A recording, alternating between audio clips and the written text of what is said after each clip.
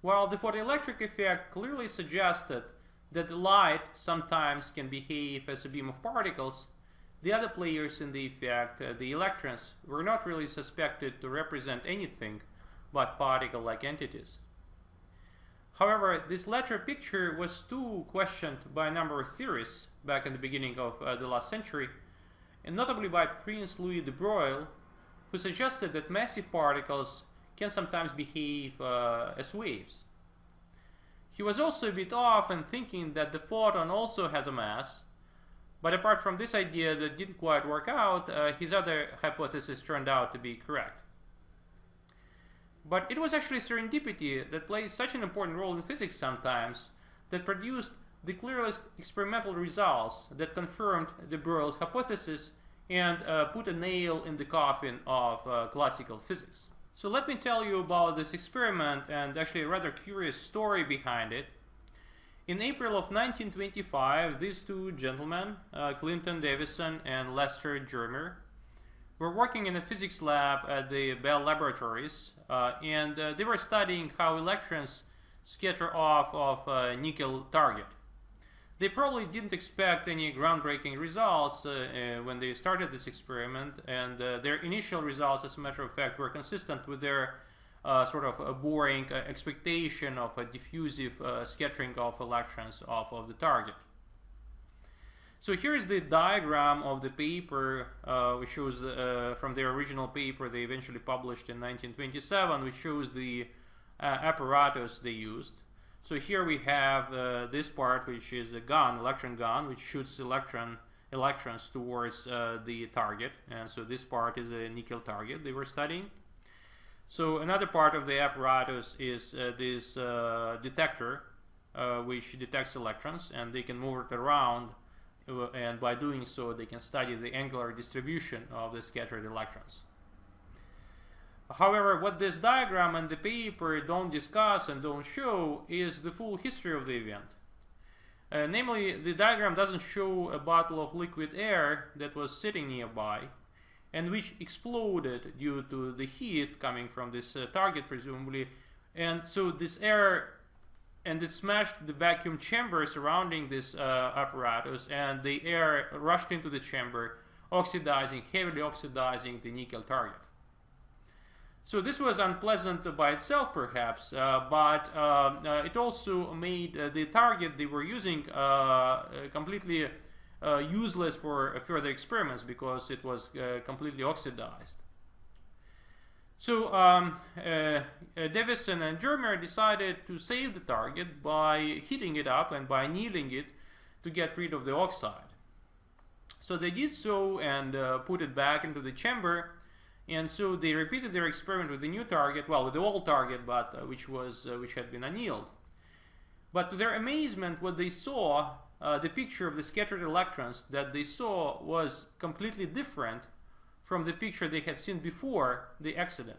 But why did the results change? What was different?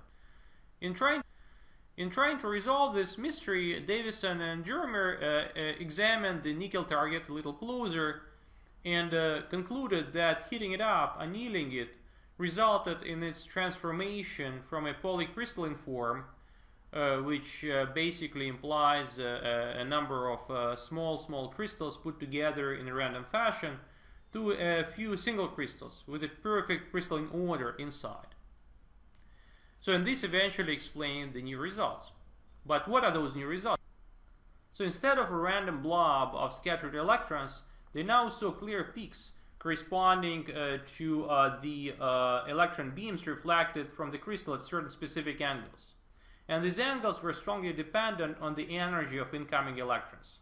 So this plot here is actually the plot from the original paper by Davison and Germer, and it shows so-called scattering curves for what they call the 54 volt and 65 volt electron beam. Those numbers refer to the energy of electrons. Perhaps a more illuminating modern picture of the same phenomenon they discovered is, of course, a different experiment, but maybe different material, but the same phenomenon, now known as electron diffraction, is presented here. And so what is remarkable here is that this time phenomenon is something that only waves can exhibit, upon propagation through a regular array of scatterers. So these bright spots here correspond to the directions along which the intensity of the scattered electron beam is high. And so this phenomenon is known. And here is a reminder of this picture. So if we send a wave towards a crystal, depending on the angle, the reflected waves from different layers, they can either enhance each other if they appear in phase, or they can appear out of phase, in which case they will cancel each other out, and this will correspond to sort of dark regions in this plot. And well, this had been known before Davison and Germer's experiment, and they readily recognized it and found that their data made perfect sense if the de Broglie hypothesis were to be accepted. And so they actually say in their paper explicitly, so here's a quote from the paper, the most striking characteristic of these beams is a one-to-one correspondence which the strongest of them bear to the beams that would be found issuing from the same crystal if the incident beam were a beam of X-rays. So they're saying if they were to scatter X-rays of the same crystals, they would show the same picture. And finally, they say so their data made sense if it involves association of a wavelength with the incident electron beam, and this wavelength turns out to be in acceptable agreement with the value of h over mv, h being the Planck's action constant divided by the momentum of the electron. So this was a rather remarkable verification of Prince de Broglie ideas. And the main equation, which again is this equation, which relates the properties of a particle with a mass moving with a certain velocity to a wave that would be associated with this particle. And these ideas brought him a Nobel Prize just 4 years later. So to summarize, let me just tell you what we've learned so far in the last two segments. So far in the first lecture, we have talked about two Nobel Prize winning works, the photoelectric effect and the electron diffraction. And all in all, we met in passing at least 6 Nobel laureates in our first lecture: Feynman, Michelson, Lenard, Einstein, Davison, de Broglie, so not too bad.